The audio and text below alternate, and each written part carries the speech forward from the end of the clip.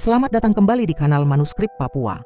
Kali ini kita membahas kondisi terkini di Papua berdasarkan laporan resmi SKP Setanah Papua per 7 November 2025. Gereja Katolik di Tanah Papua melalui SKP tetap setia pada panggilan kenabian. Kekerasan bersenjata di Tanah Papua telah berubah menjadi sistem kekerasan yang terstruktur dan berkelanjutan. Lebih dari 4.469 pengungsi di Kabupaten Puncak dan 1.231 pengungsi di Intan Jaya.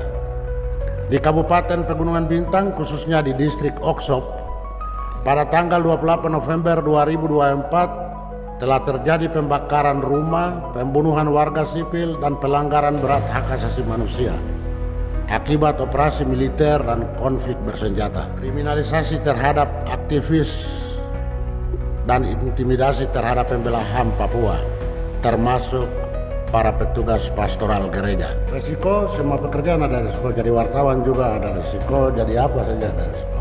Itu panggilan kami. Menjadi suara bagi yang tidak bersuara, menjadi pembela kehidupan dan penjaga keutuhan ciptaan.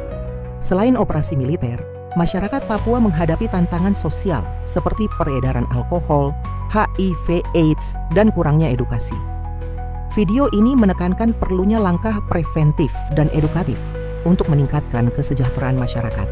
SKP menyerukan penghentian operasi yang menimbulkan risiko bagi warga, perlindungan hak adat, dan akses bantuan kemanusiaan. Video ini mengajak semua pihak memahami situasi Papua secara faktual dan mendukung langkah damai. Teman-teman, sebelum lanjut menonton, mohon dukungannya, jangan lupa like, komen, dan subscribe. Tuhan Yesus memberkati kita semua. Akibat operasi militer dan konflik bersenjata, setiap usaha menyampaikan aspirasi secara damai untuk mengangkat isu-isu di atas ditanggapi secara represif seperti penggunaan kekuatan yang berlebihan oleh aparat keamanan, kriminalisasi terhadap aktivis, dan intimidasi terhadap pembela HAM Papua, termasuk para petugas pastoral gereja. Kedua, militerisasi dan krisis pengungsian. Kekerasan bersenjata di Tanah Papua telah berubah menjadi sistem kekerasan yang terstruktur dan berkelanjutan. Data pastoral Sekretariat Keadilan dan Perdamaian menunjukkan adanya lebih dari 4.469 pengungsi di Kabupaten Puncak dan 1.231 pengungsi di Intan Jaya. Di Kabupaten Pegunungan Bintang, khususnya di distrik Oksop, pada tanggal 28 November 2024 telah terjadi pembakaran rumah, pembunuhan warga sipil, dan pelanggaran berat hak asasi manusia. Selain itu, kantor distrik Oksop dan gereja Efesus Gidi di Kampung Mimin dijadikan sebagai pos militer. Pada 19 Oktober 2025 terjadi serangan udara di Kiwirok yang menewaskan 4 kombatan dan menimbulkan trauma bagi masyarakat sipil. Keberadaan sedikitnya 12 pos TNI dan BRIMOB di Yaifat Timur serta di Yaifat Timur dan Selatan menyebabkan intimidasi dan rasa tidak aman di tengah masyarakat. Rasa tidak aman muncul karena aparat militer menggunakan fasilitas umum seperti kantor distrik, gedung sekolah, puskesmas pembantu, bahkan rumah warga sebagai pos militer. Selain itu, gerak-gerik warga dalam aktivitas sehari-hari dibatasi oleh aturan wajib lapor pada pos-pos bersangkutan. Teror dan intimidasi terhadap warga pun dilakukan dengan alasan keamanan. Kedua peristiwa di atas hanyalah contoh kecil. Peristiwa serupa sedang terjadi hampir di seluruh wilayah layanan SKP se-Papua. Situasi tadi jelas-jelas telah melanggar hukum humaniter internasional dan prinsip proporsionalitas dan pembedaan.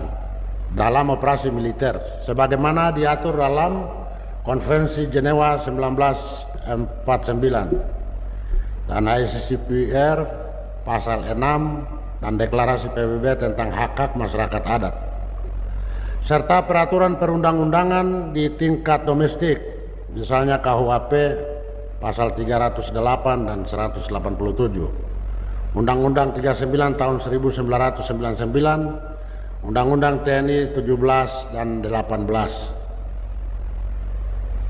3. Proyek strategis nasional dan hak masyarakat adat. Proyek strategis nasional atau PSN di Kabupaten Merauke, Provinsi Papua Selatan mencakup lebih dari 2 juta hektar lahan untuk pengembangan food estate dan bioenergi yang mengancam hak ulayat, hutan, adat, dan keberlangsungan hidup masyarakat adat, terutama masyarakat adat Malin, Jai, Makleu, dan Kima Ima. Proyek ini dijalankan berdasarkan keputusan Presiden nomor 15 tahun 2024 tentang Satuan Tugas Percepatan Swasembada Gula dan Bioetanol di Kabupaten Merauke, serta SK Kementerian Lingkungan Hidup nomor 835 tahun 2024 yang memberikan izin penggunaan kawasan hutan seluas 11.540 hektar bagi Kementerian Pertahanan RI di kawasan hutan lindung dan produksi. Salah satu pelaksana utama PSN ini, PT Murni Nusantara Mandiri, mengantongi konsensi seluas 39.579 hektar di distrik Jagabob dan Animha, mencakup Kampung Obatrow, Mengikar, Jemunain Jaya, Blandin Kakayo, dan Koa. Berdasarkan hasil pantauan lapangan, perusahaan ini bersama sejumlah entitas lain seperti PT Global Papua Abadi dan PT Andalan Manis Nusantara diduga melakukan pembukaan lahan tanpa proses AMDAL yang transparan, menyebabkan kerusakan ekosistem rawa dan gambut yang bernilai konservasi tinggi, serta mengabaikan prinsip free, prior, dan informed consent terhadap masyarakat adat pemilik tanah ulayat. Fakta di lapangan menunjukkan bahwa operasi pembukaan lahan di Wogekel, distrik Ilwayap dilakukan dengan ratusan alat berat dan pengawalan aparat TNI Angkatan Darat tanpa keterlibatan organisasi perangkat daerah, teknis, Kabupaten Merauke maupun Provinsi Papua Selatan. Tindakan ini telah menimbulkan kekhawatiran konflik horizontal dan potensi pelanggaran HAM berat di wilayah adat. Selain itu, praktek perampasan tanah dan kerusakan ekologi tersebut bertentangan dengan asas equality before the law dan rule of law sebagaimana diatur dalam Undang-Undang Dasar 1945 pasal 28D ayat 1, Undang-Undang nomor 32 tahun 2009 tentang perlindungan dan pengelolaan lingkungan hidup, serta Undang-Undang nomor 39 tahun 2014 tentang perkebunan. Di Jaya-Wijaya, program cetak sawah seluas 2.000 hektar dilakukan di tanah adat Hubula tanpa persetujuan masyarakat, yang berpotensi menimbulkan konflik sosial antar marga dan pelanggaran hak konstitusional sebagaimana dijamin dalam Undang-Undang Dasar 1945 pasal 18B bagian 2 dan putusan Mahkamah Konstitusi nomor 35 dan strip miring PUU strip datar 10 Romawi strip 2012. Pemerintah pusat segera melakukan evaluasi menyeluruh terhadap PSN di tanah Papua, menghentikan sementara seluruh kegiatan yang berpotensi melanggar hak masyarakat adat, dan memastikan pelaksanaan prinsip-prinsip pembangunan berkelanjutan dan berkeadilan ekologis sesuai amanat putusan Mahkamah Konstitusi tadi yang menegaskan bahwa hutan adat bukan lagi hutan negara. 4. Krisis sosial, miras, dan HIV/AIDS. Epidemi HIV/AIDS di tanah Papua mencapai lebih dari 26.000 kasus. Kabupaten dengan prevalensi tertinggi adalah Nabire, 10.700 kasus, Mimika, 8.000 kasus, dan Kota Jayapura, 8.800 kasus.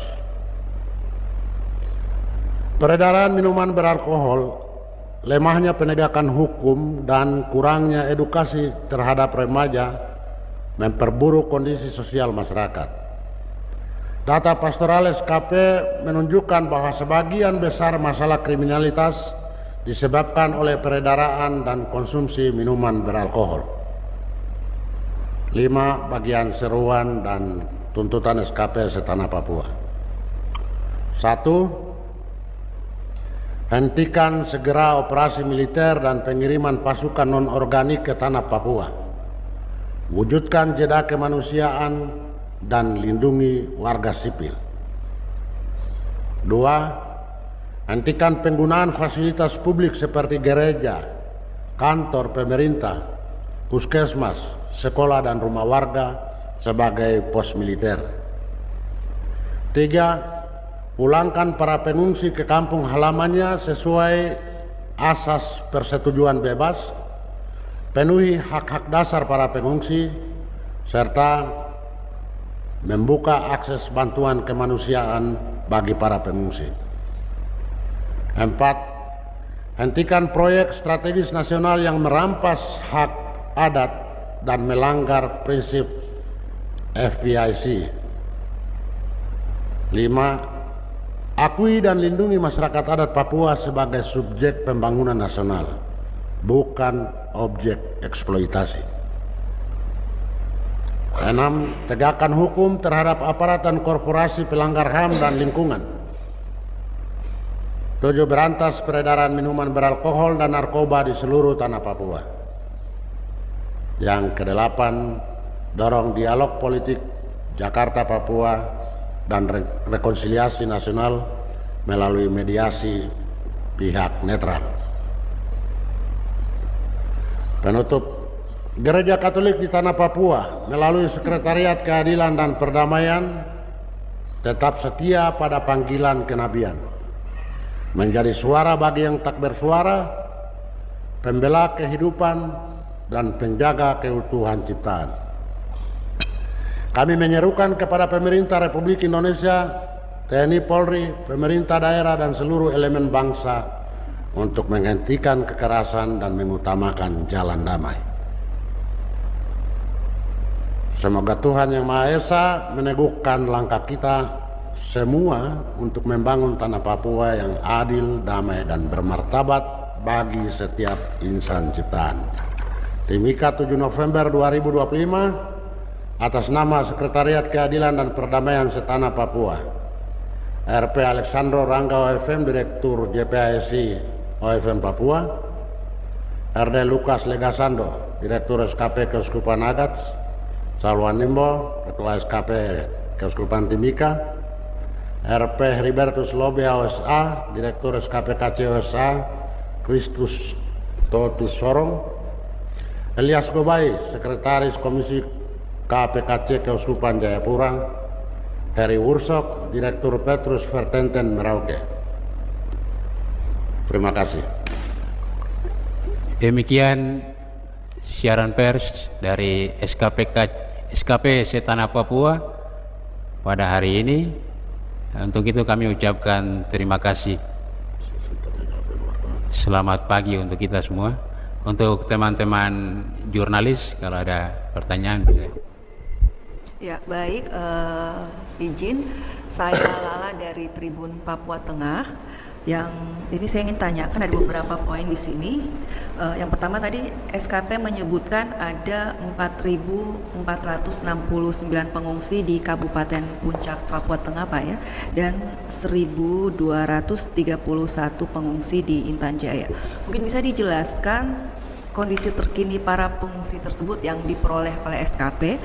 Terus apakah mereka mendapatkan akses memadai terhadap yang mereka butuhkan seperti makanan, air bersih, layanan kesehatan, dan pendidikan. Terus pertanyaan yang kedua terkait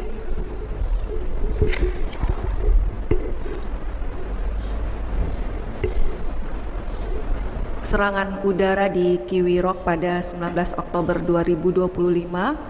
Apakah SKP ada data korban sipil selain 4 kombatan yang disebutkan, terus bagaimana trauma psikologis yang dialami masyarakat, dan kemudian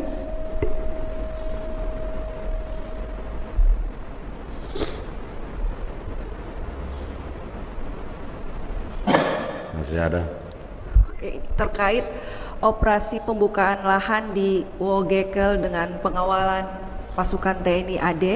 Apakah ada laporan konflik horizontal atau bentrokan antar warga dengan aparat, dan bagaimana SKP memandang peran militer dalam proyek ekonomi sipil?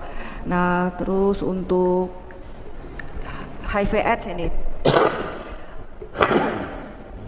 SKP tadi menyatakan bahwa sebagian besar kriminalitas terkait peredaran miras juga memicu angka HIV/AIDS di Papua Tengah khususnya. Bisakah SKP berikan contoh konkret atau statistik tindakan kriminal yang dikonsumsi dari miras tersebut? Apa rekomendasi SKP kepada pemerintah daerah dan pusat untuk mengatasi HIV/AIDS dan peredaran minuman beralkohol dan secara komprehensif? Dan terakhir nih,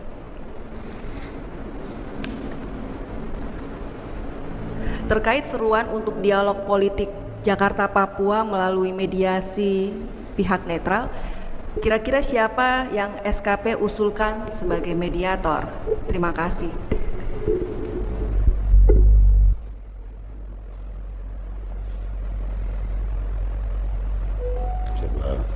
Siapa yang jawab? Kakaknya Hobel.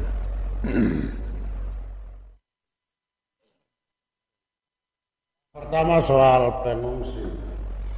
Ya, kebetulan data itu data SKP Keuskupan Timika.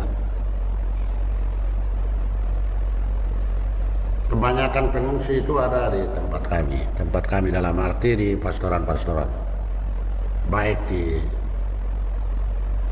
Intan Jaya maupun di Puncak. Belum termasuk mereka yang lari keluar dari kabupaten mereka itu. Ya, ada yang ke Nabire, ada yang ke Timika atau kabupaten tetangga lainnya. Bantuan makan selama ini memang ada upaya dari pemerintah daerah, tapi kan di pemerintahan itu aturan terlalu banyak juga. Harus tunggu sidang dan macam-macam, DPR putuskan, pemerintah eksekusi. Dan itu satu bantuan bisa berbulan-bulan baru bantuan berikutnya turun lagi. Sampai hari ini bantuan didapat dari sesama umat, sesama masyarakat yang ada di kota. Gereja Katolik Keuskupan Timika melalui para pastor dan paroki-paroki di kota mengumpulkan bama, dan Keuskupan mengirim bama itu ke pedalaman, ke Intan Jaya dan ke Puncak. Nah, ini sebenarnya kan pengungsi ini yang harus tangani masalah ini negara. Negara harus tangani masalah ini. Sampai hari ini baru pemerintah daerah 1-2 kali, tetapi kejadian ini sudah cukup lama ini. Kalau Intan Jaya pengungsian mulai 2018-19 itu, negara mestinya sudah bertindak. Sampai hari ini negara memang tidak hadir karena dinas sosial, misalnya Kementerian Sosial, Kementerian Kesehatan, Kementerian Pendidikan, sekolah-sekolah macet semua. tidak ditangani dengan serius oleh negara. Sehingga saya pikir pertanyaan yang tepat itu diajukan kepada mereka. Kapan mereka mau bantu para pengungsi? Begitu. Diajukan ke dinas-dinas terkait itu dan kementerian terkait. Nah, serangan udara di Ciwirok, Pak Tersandro ada cerita tentang itu? Atau Elias? Bos.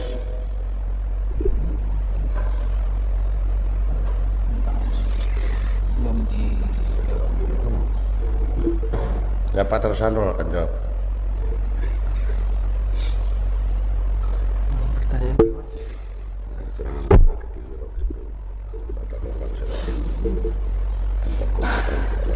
Baik, berkaitan dengan serangan udara di Kiwirok, sejauh pemantauan kami, data yang didapatkan ialah 4 orang kombatan. Apakah ada korban lain? Itu tidak ditemukan. Tetapi serangan ini terutama memberikan dampak trauma yang besar kepada warga sipil yang tinggal di sekitarnya. Karena itu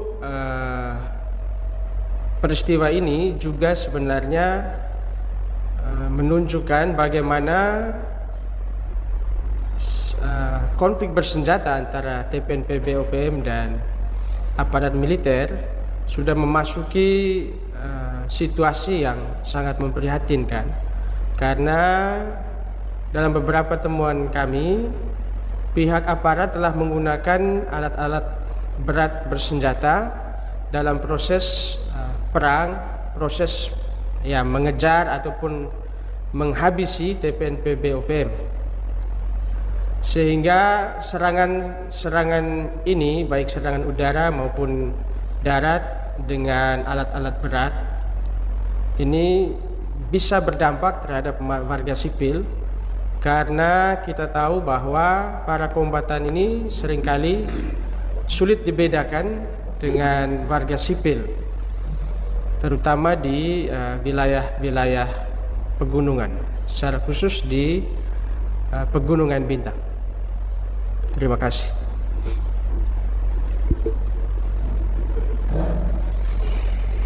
Yang ketiga itu soal pembukaan lahan di Merauke. Ada pengawalan dari Polri itu bagaimana berkaitan dengan itu dan dampak pembukaan apa? Mungkin ada yang bisa jawab. Coba dia bagaimana?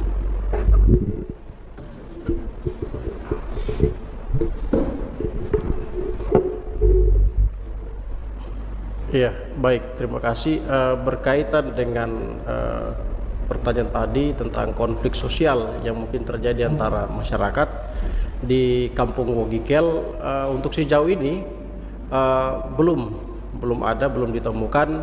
Tapi itu terjadi karena apa? Karena di sana di Kampung Wogikel, di sekitar daerah yang sedang hari ini dibongkar secara brutal, secara besar-besaran, karena setiap alat berat yang dilakukan untuk membongkar hutan itu dikawal. Minimal satu alat berat itu satu tentara di sana. Lalu kemudian untuk konflik horizontal sendiri terjadi di kampung-kampung yang lain, terutama di teman-teman masyarakat Malin Kanum. Itu kemarin ada laporan salah satu keluarga di sana, Bapak Vincent Kuipalo, itu mendapat serangan dari masyarakat sekitar, gitu. Padahal sebenarnya bapak ini bersuara karena tanahnya diserobot tanpa dialog dengan Bapak Vincent Kuipalo. Tapi kemudian ketika dia bersuara, itu masyarakat sekitar kemudian melakukan aksi, datang dengan bawa parang, bawa busur, dia diserang di rumahnya. Tidak terjadi di Wogikelnya, di kampung lain, gitu. Tapi itu dalam satu program yang sama. Itu yang mungkin bisa saya jelaskan. Terima kasih.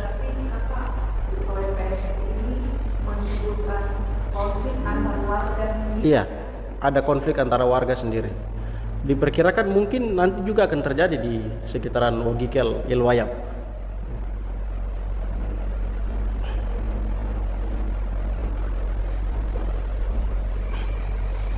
Yang berikut soal itu efek hubungan dengan miras.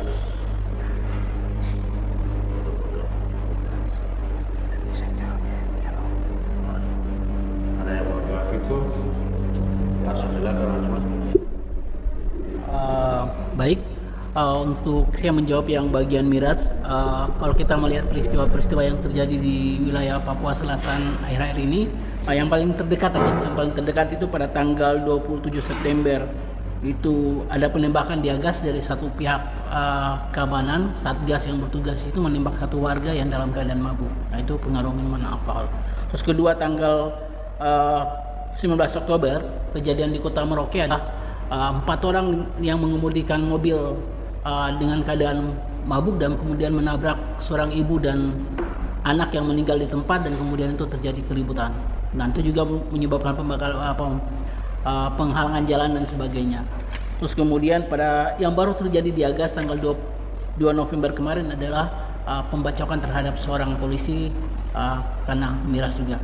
Nah, dari peristiwa-peristiwa yang terjadi di Papua Selatan maupun mungkin hampir di sebagian besar Papua pada 1 tahun terakhir ini itu bermula pada miras.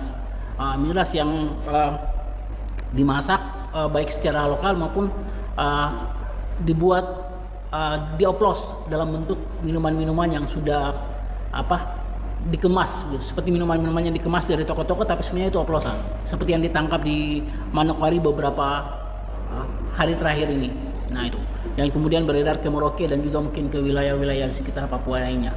Nah, semua dampak-dampak dari miras ini kemudian menyebabkan banyak kekacauan-kacauan yang kemudian juga bisa menyebabkan kekacauan antara suku hanya gara-gara minuman beralkohol ini. Di Timika ini pun banyak kasus yang disebabkan karena miras.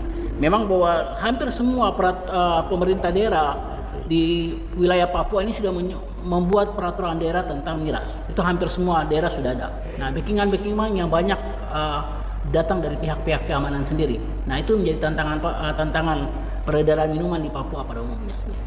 Itu yang disampaikan langsung oleh Bupati Asmat sendiri, tapi juga kalau kita lihat dari hasil pantauan kami selama ini, kami menemukan bahwa sebagian besar peredaran minuman beralkohol ini di belakangnya adalah pihak-pihak yang mempunyai kapasitas untuk menjaga keamanan. Berarti itu hanya di atas kertas saja ya? Ya, sampai saat ini belum bisa berjalan dengan baik. Maka kami menghimbau supaya perda ini benar-benar ditegakkan dan pihak-pihak yang ikut serta di dalam proses pengedaran ini harus ditindak tegas. Dalam hubungan dengan HIV/AIDS itu dulu ada istilah orang bilang 3B. Bir, itu miras, bar, bor. Di masyarakat itu 2B, bir, bor. Artinya miras itu dia menjadi bagian, 3 hal ini menjadi bagian satu paket. Seks bebas ada di situ. Nah, orang yang sudah tidak yang dikuasai oleh alkohol secara berlebihan itu apa yang dia lakukan dia tidak kontrol lagi, termasuk seks bebas.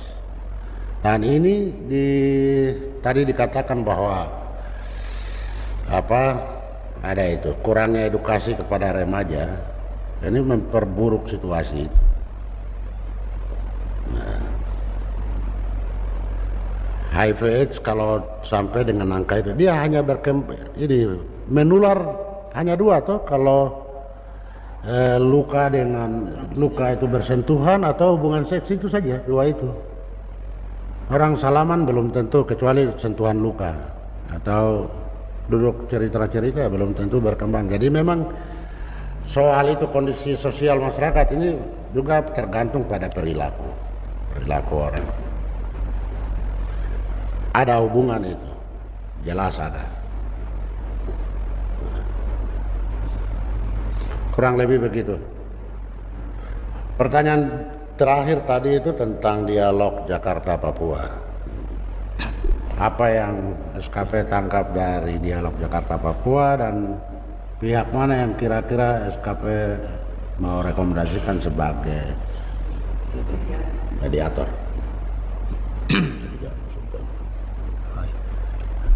Baik, berkaitan dengan dialog Jakarta-Papua ini Dari SKP pikir itu sangat penting karena terjadi banyak konflik kekerasan di tanah Papua sehingga perlu ada dialog supaya ada perdamaian.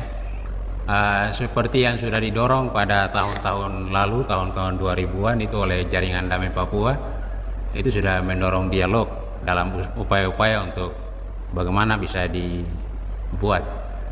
Dan itu ada beberapa aktor, ada 9 aktor yang pada waktu itu didorong itu terlibat dalam dialog kalau dibuat itu ada orang asli Papua sendiri, lalu ada paguyuban-paguyuban, juga ada perusahaan-perusahaan dan orang asli Papua di luar negeri, terus pemerintah pusat, pemerintah daerah, ada TNI Polri, ada juga TPNOPM.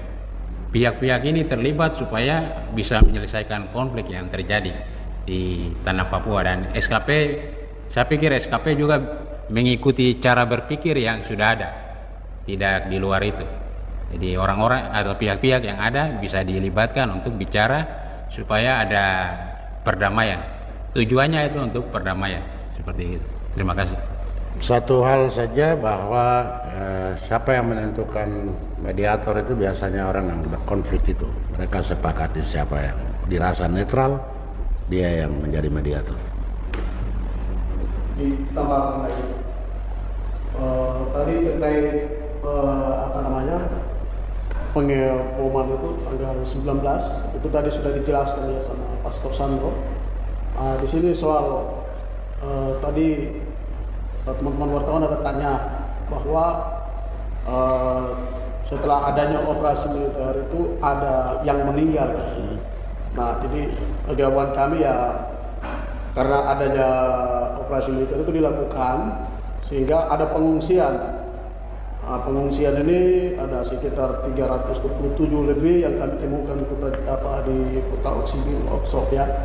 Dan kami dapat data dari gereja. Jadi kebetulan dari pengungsian itu ada sekitar 63 warga yang mengungsi dari distrik Oksok itu sekitar 100 meter ke dalam hutan. Kemudian itu ada 2 orang yang meninggal. Jadi pertanyaannya kan ada yang meninggal. Nah, jawaban kami ya ada 2 orang yang meninggal. Salah satunya ada Ibu Paulina Lepti dari Kampung Alut Bakon, distrik Oksok, dan Ibu Poropina Talaka dari Kampung Mimin, meninggal dunia akibat kelaparan dan sakit selama di tempat pengungsian. Nah, ini dampak dari adanya operasi militer ini, sehingga kami berharap ya operasi itu harus dilakukan secara profesional, harus dilihat batas-batas operasi, kira-kira tempatnya di mana, ruangnya seperti apa, harus dijamin itu kehidupan warga masyarakat. Mungkin seperti itu. Bapak Pastor terakhir ini, dengan total dari SKP sendiri kan ini berbicara tentang kemanusiaan. Bagaimana tidak tahu takutnya nanti ada tekanan atau dari dan mungkin apa pasal badan dari SKP sendiri seperti apa? Saya coba jawab. Bagian terakhir tadi, terakhir sekali. Terakhir. Ke atas sedikit. Ke bawah. Ah, itu penutup itu. Ini kekuatan kami ada di situ. Gereja Katolik di tanah Papua melalui SKP tetap setia pada panggilan kenabian. Ini panggilan kami. Resiko semua pekerjaan ada resiko, jadi wartawan juga ada resiko, jadi apa saja ada resiko. Tapi itu panggilan kami. Menjadi suara bagi yang tidak bersuara, menjadi pembela kehidupan dan penjaga keutuhan ciptaan. Itu yang pasang di depan badan kami. Terima kasih. Terima kasih telah menyaksikan tayangan ini. Dukung terus kanal Manuskrip Papua dengan menekan tombol like, subscribe, dan aktifkan notifikasi agar tidak ketinggalan pembaruan terbaru kami. Sampai jumpa di video berikutnya. Salam damai dan semangat edukasi dari Manuskrip Papua.